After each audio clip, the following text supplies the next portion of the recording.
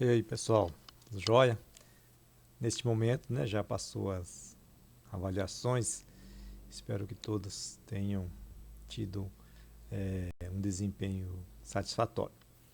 Eu gostaria de dizer para quem não conseguiu a média, né, que não se desestimulem, porque ainda tem muito ponto a ser avaliado, né? Ainda tem a A2, tem as atividades, né, o exame final, né? Então tem muito ponto ainda e a gente vai acostumando, né, com o estudo também. É uma coisa muito nova para vocês ainda, né? Vocês ainda têm que estar acostumando e ter uma rotina do dia a dia. A gente às vezes ainda não tem essa rotina, a gente sai aí do segundo grau, né, e vem para a universidade e tem que se adaptar à nova rotina, né? E geralmente a gente quer estudar, né? A gente já está trabalhando, né? É tudo uma rotina se você conseguir se adaptar, né? Então, ainda é muito cedo, né? Para dizer, mal começou a sua primeira avaliação, né? Então, não se desestimulem e quem for bem aí, né? Continue aí firme e com certeza esse daí já entrou aí no ritmo. Bom, a gente vai continuar a parte de produção integrada, né? Porque a gente tem que ir consolidando os conhecimentos. O Humberto, né, que é o engenheiro agrônomo lá do Ministério da Agricultura, né, ele está dando esse apoio e ele é a melhor pessoa aí para estar ensinando vocês, né, com mais detalhes, né, sobre essa produção, tá certo? Então vamos continuar aí. Retomando nas vantagens da API.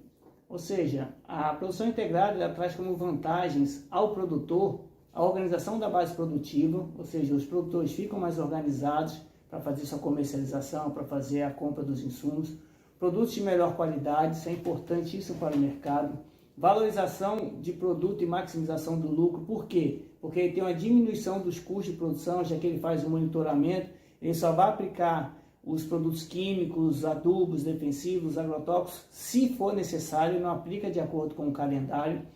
Um produto diferenciado, ou seja, com a qualidade melhor para o mercado. Com isso ele tem competitividade e permanência no mercado.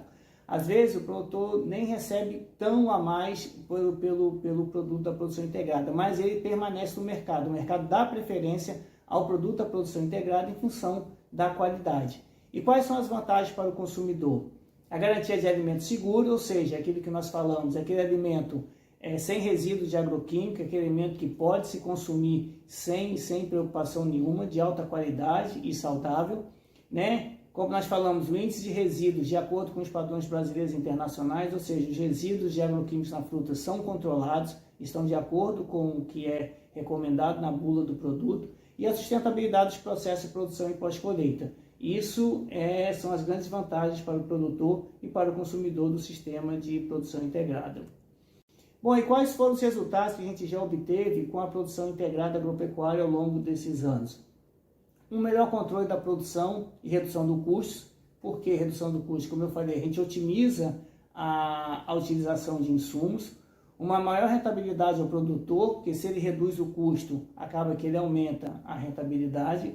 Redução dos resíduos químicos nas frutas, como a gente tinha falado, a questão do controle de agroquímicos, ele é bem controlado, com isso você mantém esses resíduos dentro do padrão que é permitido pela legislação.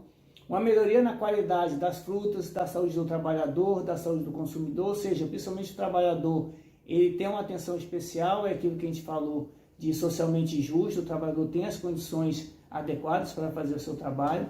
Rastreabilidade das frutas, isso é muito importante, principalmente para a certificação, com obtenção do selo, como a gente vai comentar mais para frente. Ou seja, você consegue saber como essa fruta foi produzida, onde ela foi produzida, o que foi aplicado. Se tiver algum problema no lote, você consegue retornar e ver o que aconteceu através dos registros do caderno de campo, como nós falamos ali.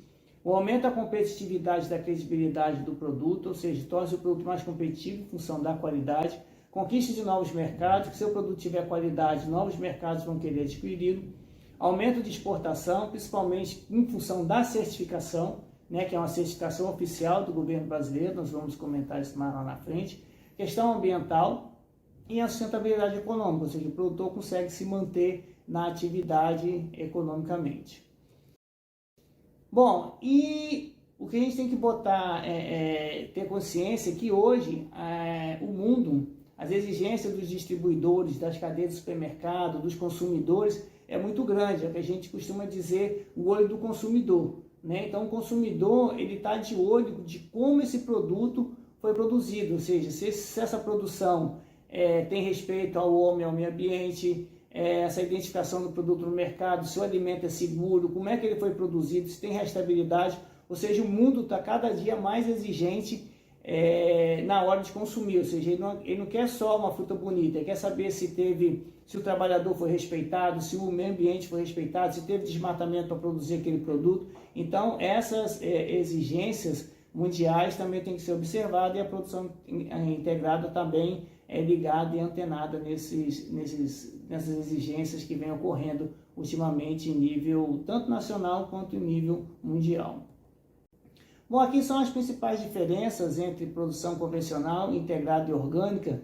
A gente vê que a produção integrada está aí no intermediário entre o convencional e o orgânico, né? Então, como assim? Você tem na produção convencional, normalmente o uso de agroquímicos, você tem pouco controle. No orgânico já é totalmente proibido. E na produção integrada ele é restrito e tem que ter todo um monitoramento e um controle de ser necessário realmente a sua aplicação, e ele tem que estar sempre registrado e autorizado para a cultura. Você vê que na fertilização, a convencional geralmente utiliza calendários, na produção integrada você tem que fazer a fertilização com base na análise do solo, ou seja, o resultado da análise que vai determinar. Já na orgânica você não usa fertilizante químico. Se você pegar a questão de segurança do aplicador, ou seja, você tem que ter toda essa questão da segurança. Tem uma certa legislação na produção integrada orgânica que regulamenta a atividade, já o convencional não. Então é um sistema que tem um monitoramento e um controle das atividades, por isso rastreabilidade, né? Não tão a questão do orgânico, que não permite nenhum uso de agroquímico. Na produção integrada permite o uso, já que isso é registrado, é permitido pela legislação, só que isso tem que ser usado com controle, tem que ser usado com critérios bem estabelecidos e bem claros, que são estabelecidos nas normas técnicas que a gente vai exemplificar aqui mais para frente, certo?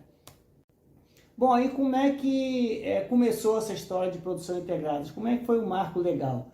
Tudo começou com a necessidade de exportação dos produtores de maçã do Rio Grande do Sul. Ou seja, os produtores de maçã queriam exportar a maçã e o exportador, a comunidade europeia, exigiu uma certificação oficial do governo brasileiro. E essa certificação não existia. Então, os produtores procuraram o Ministério da Agricultura, e o Ministério da Agricultura fez estudos, viajou e conversou com outros países e chegou a um denominador que a produção integrada seria o sistema melhor para, no caso, atender às necessidades dos produtores de maçã do Rio Grande do Sul. Por isso que o sistema começou com a produção integrada de frutas. Você vai ver muito documento ainda com PIF, que é a produção integrada de frutas. Tudo começou com as frutas por causa da maçã. Então, isso foi lá em 2000, 2001. Então, o Ministério da Agricultura estabeleceu uma instrução normativa, ou seja, todos esses programas governamentais que diz respeito ao Ministério da Agricultura, tudo tem que ser normatizado, tudo tem que ter um diploma legal que dê o caráter da legalidade do processo. Então, foi feita essa instrução normativa em 2001, número 12, que definiu os conceitos da produção integrada, né, da produção integrada de frutas. Por que, como repito, por que foi de frutas? Porque começou com a maçã, né? Aí depois teve outra instrução normativa que trouxe as diretrizes gerais e as normas técnicas gerais da produção integrada, ou seja, uma definiu e aplicou os conceitos, e a outra as diretrizes gerais, ou seja, o que o produtor tem que seguir para conseguir o selo. né, foi criada uma comissão técnica com um regimento interno específico para que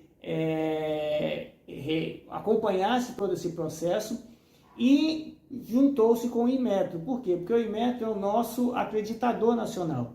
É ele que acredita as certificadoras. Eu vou explicar um pouco isso mais para frente, mas também houve uma participação importante do Inmetro na regulamentação da avaliação da conformidade para o processo de produção integrada de frutos.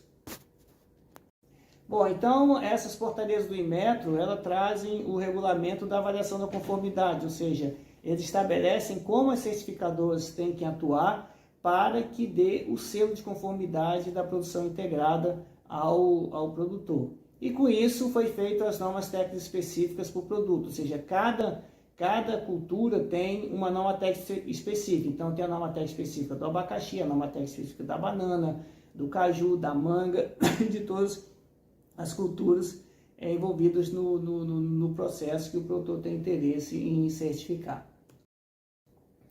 Bom, então nessas normas técnicas gerais, né, muito importante, ela trouxe 15 áreas temáticas, que são essas aqui, ó: capacitação, organização, manejo propagativo, recursos naturais, implantação de pomares, nutrição, manejo de conservação do solo, manejo da parte aérea, recursos hídricos e irrigação, proteção integrada da planta, colheita e pós-colheita, análise de resíduos, processo de empacotadora, sistema de restabilidade de cadeia de campo e assistência técnica. Ou seja, essas normas técnicas gerais são a base para o produtor conseguir a certificação da produção integrada. Então, para cada cultura, né, a ser certificada, tem que ter essas normas técnicas. Então, são os quadros com as 15 áreas temáticas que são feitas. Então, na hora que você pega na questão do material propagativo, aí tem que ser estabelecido lá, por exemplo, vamos dar um exemplo aqui para o abacaxi, ou seja, tem que ser muda sadia,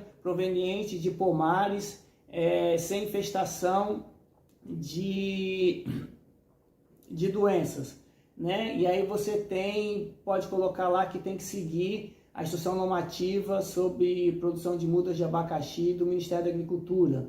Na hora que você pega a parte de banana, você pode colocar que a muda tem que ser micropropagada, né? Não pode ser utilizado muda de propagação de mudas, tem que ser muda de material, propagação de tecido, né? Então isso tudo pode ser estabelecido na norma técnica. Tem que ser estabelecido a parte de irrigação, a parte de pós-colheita, como vai ser a organização de produtores, quais são as capacitações que são necessárias para o pessoal ter para fazer para trabalhar dentro da produção integrada. Então, normas técnicas específicas.